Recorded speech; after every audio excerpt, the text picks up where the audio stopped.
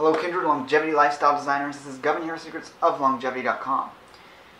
Over the last few weeks I've been re-immersing myself in some of the information around rewilding, just with the spring coming up, and just rekindled interest in that area of health. And obviously it's a lot more than just health, but a lot of people come to it that I've known for health reasons, in sort of the end conclusion of a ongoing interest in trying to find an optimal diet. What we come up against is understanding the importance of wild foods, just in their more diverse array of micronutrients and healing qualities.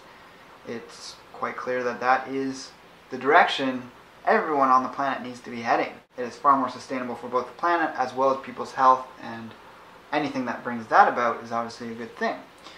Now, there's obviously a lot of other aspects to rewilding, in the sense that it incorporates a lot of activities and areas of one's lifestyle that gives a more holistic view than just approaching it from a dietary perspective.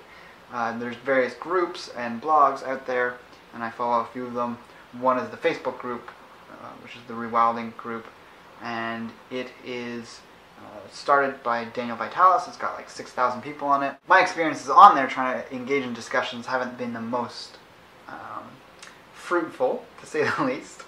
There's just a lot of diversity in views there. There's this very surface level appreciation for what rewilding is for people, and you get a whole slew of people saying different things, which, you know, that's a whole other issue. I'm not going to get into that. But there was this link shared on that group, which will be the first link below, and it is an interesting take on the rewilding movement. It's called the Rewilding Farce, and I wanted to give some commentary on it. I'm not going to read every word of the blog post. It's only 4 largish paragraphs, but I wanted to just break down some points and offer what I would hope is some constructive criticism if the author of the blog ever sees this video. And I also want to send some traffic and attention their way, because they are an Indigenous American out on the east coast of Canada, and there's a lot of good information there in terms of environmental activism and activism to reclaim their lands, and I'm all for giving attention to that. And if you sign a petition, become someone that follows their work, or you purchase some of the products they have on their site, or even just donate to their causes, I feel that is very helpful. So I don't mean my criticism to be coming from a place of saying their view is wrong.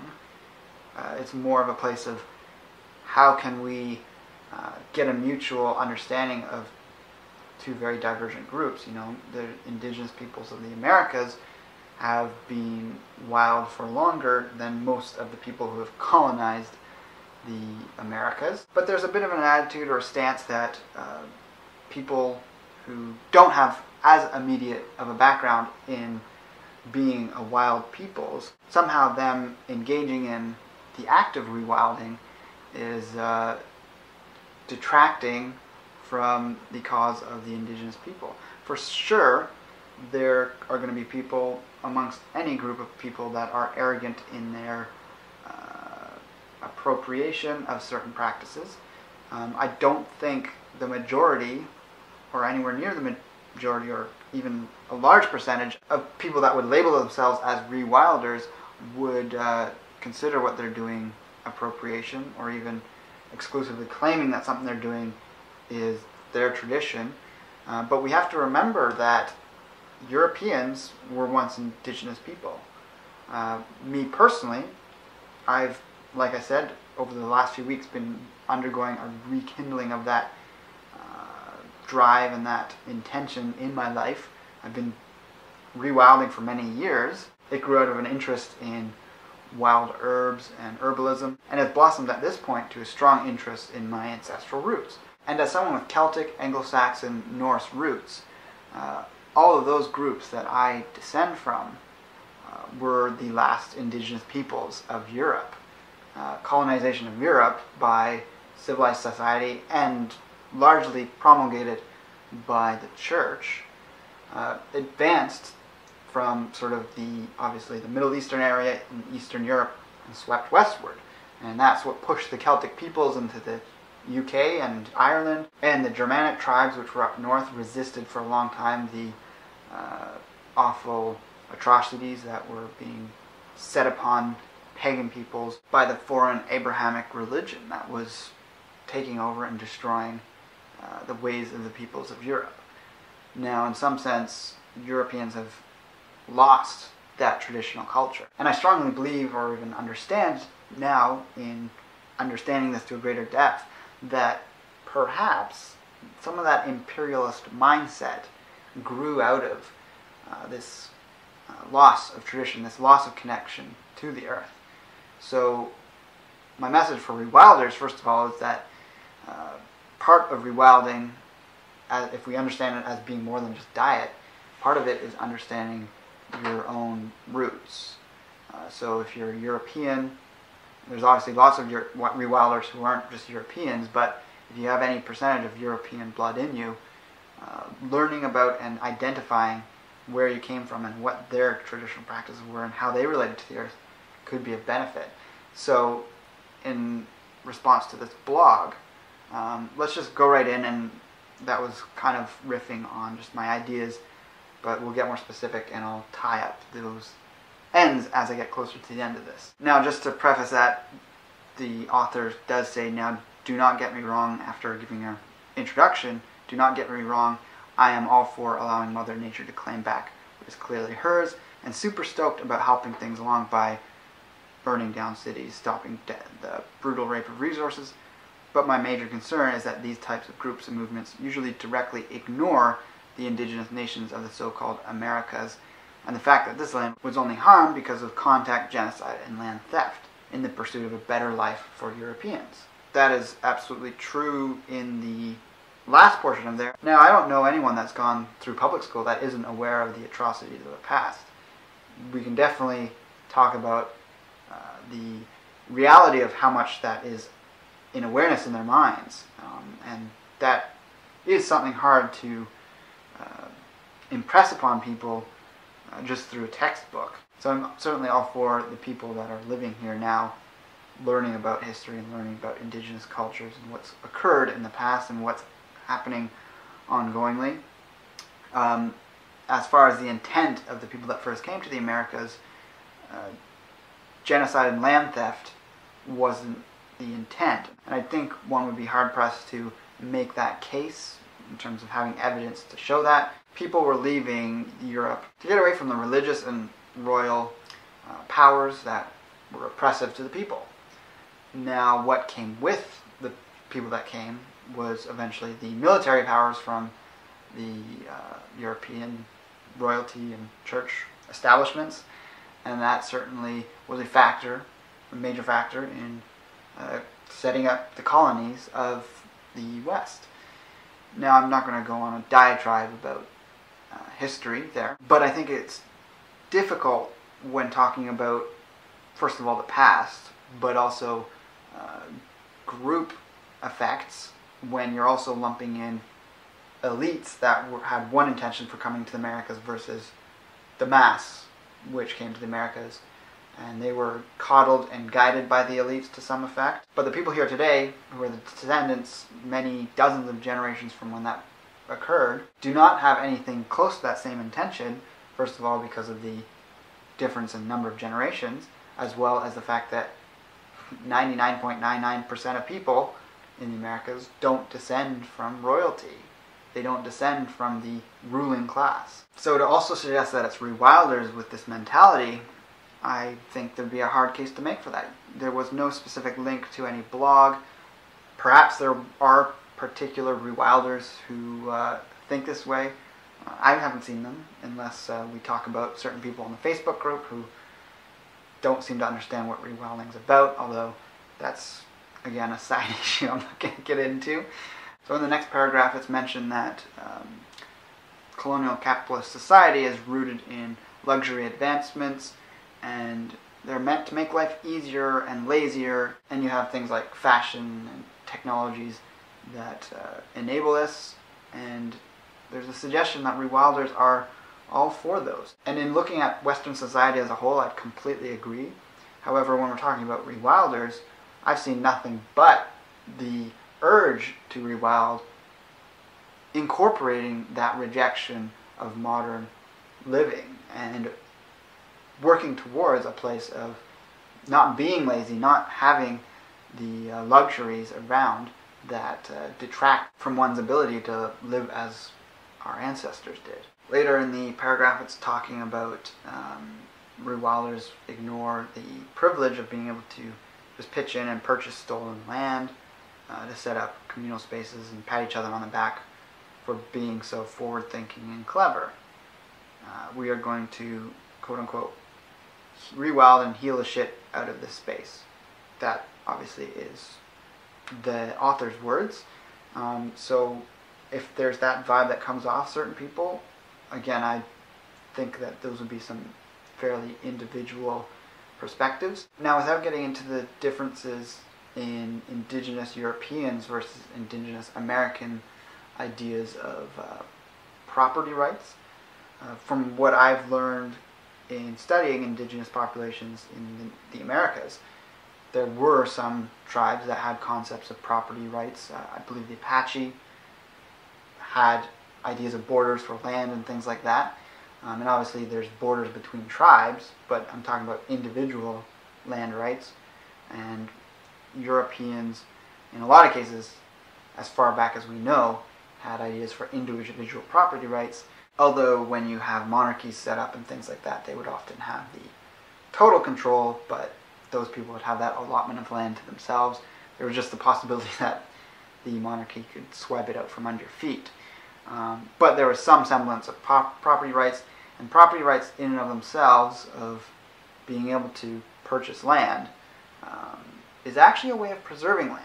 My guess is that there'd be some disagreement between myself and the author of this article on the benefits of land ownership and how privately owned land is actually better protected because the owner of the land has an interest in keeping it in its most valuable state as possible. Now, there's obviously going to be issues that people perceive when it comes to using the resources of the land, and you can choose to clear cut forests, for example. However, that devalues the land. So in a pure free market, there's not always going to be the incentive for that. Some people might do that, but others might choose to preserve the forestry in this particular example. In comparing U.S. versus Canadian logging, for example, and obviously there's a lot of better alternatives than logging and using wood in that way, in that mass clear-cutting way, but just as an exercise in understanding the effects of ownership and the difference that it has, consider how in the U.S. Land was sold to logging companies, and they didn't clear-cut in the same way. They wouldn't clear-cut. Some areas they did, but there was the incentive not to, and there's better preservation of land compared to in Canada, where there was land leased to logging companies, and they would clear cut virtually all the time. So I know environmentalists disagree with either approach, but knowing that there's a better outcome with one situation than the other, that's telling of how full property rights can have some amount of protection. And when you look at Indigenous Americans and the outcome of what happened with reservations and how that's a very limited land right situation, you can understand that had they all along had not only just larger areas of land, if there were some sort of treaty that was giving them total land control, total autonomous control, so let them set up their own country, then they'd be in a drastically more improved place than they are today. Now, of course, someone from the perspective of the author is also going to say, well, why even give any land? Why not just leave all the land to the Indigenous Americans? And going back in time, if that was the choice that I personally had, I would be all for that. There's been colonization that's occurred. People are set up here. That is a very difficult thing to consider morally on the part of the people who are living here compared to the indigenous that have existed here longer. But for me, it makes me reflect on what timeline do we actually look at in terms of drawing that land in the sand where we say all encroaching upon another group's land. If we go, say, to New Zealand, where Western European colonists came and took over the land from the indigenous peoples, it's not that far back in history, and this will be link number 2 below, that the Maori took over the land from the Moriori, a similar culture but very distinctly different roots, and they were a pacifist culture, so they actually didn't defend their lands from the encroaching Maori, who were a warrior culture. Now, I'm certainly not justifying the actions of any colonists. What I'm trying to demonstrate is that indigenous peoples have warred against each other for territory and resources since time immemorial, throughout written and pre-written history. We know that. Certain areas of the globe where indigenous peoples moved into agriculture and then moved into vertical power structure based societies where you had the church or royal families or government of some kind that became a ruling class, and you had all these different tiers of classes of people. As those cultures moved into that way of living, that same tribalist drive and instinct for gaining new territory and having access to resources to ensure one's survival endured. And so the extra technological force that can be applied through military then becomes a very destructive force. And if you combine that with the mobility of what happened with the British and all the other European cultures that colonized areas of the world, you get a very destructive form of tribalism. And I definitely want to keep repeating that I'm not trying to justify what happened. But we have to understand it from this context, as opposed to, in my view, trying to create this image that Europeans are unnatural. I guess that's what it comes down to, and that's what I object to, because we have indigenous roots just like everyone else on the planet, and other areas of the planet became agricultural societies even long before Europeans. For whatever reason, in the book Guns, Germs, and Steel goes into that, which I haven't read, but I've heard people talking about it, so I don't totally understand the exact reasons, positioning-wise on the planet, what caused this effect. But that's what allowed this to occur in some respect. Now into the third paragraph, the author writes that it must be nice sitting around fires, and they construct this, I'm going to say, straw man idea of what rewilders do.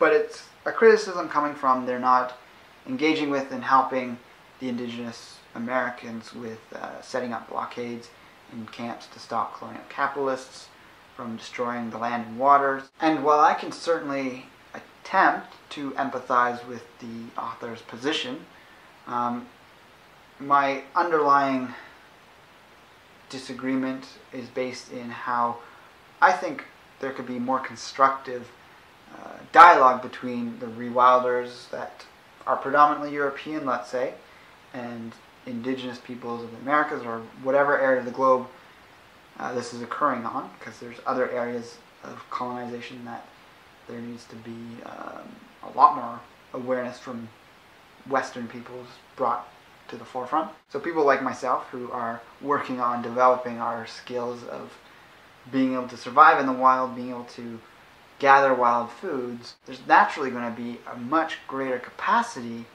to be both allies to indigenous peoples, but also to fully participate in these things that the author talks about. And that's partly why I wanted to actually make this response, was not just to feel like I'm talking down to someone. I hope I don't come across that way. I sincerely hope that. I want rewilders and other peoples who aren't indigenous to these lands to be part of the activism in reaching better agreements. And like I said, I understand the sentiment of the author, but I don't think it's helpful to kind of belittle and ridicule those who have the potential to be the most understanding of their position. And if anything, that in some ways could be a gateway to really accessing European culture's mind through the whole rewilding movement. I think there's potential for that. Now onto the fourth paragraph. Don't get me wrong, I know there is probably people in these camps that feel for what's happening and support frontline grassroots from a safe distance, but it isn't enough. What is? We don't know. All I know is that this kind of crap is going on all over the world, and I'm sick of the way it makes me feel to see these posts, blogs, sites, sick of the privilege and denial that accompanies them, that smug, we are better humans than you, that denigrates our real-time oppression and poverty. Our struggle is real, and third and fourth world problems that need attention now. And yeah, I think those are powerful words. I congratulate the author on raising these issues up. I just wanted to offer my take on some of these points as a way to build this bridge, because I think if there is a bridge between European peoples and Indigenous Americans, some of the bristles that would prevent that closer dialogue from happening will need to be let down, if I can use that word. I don't know if that's the right thing to say.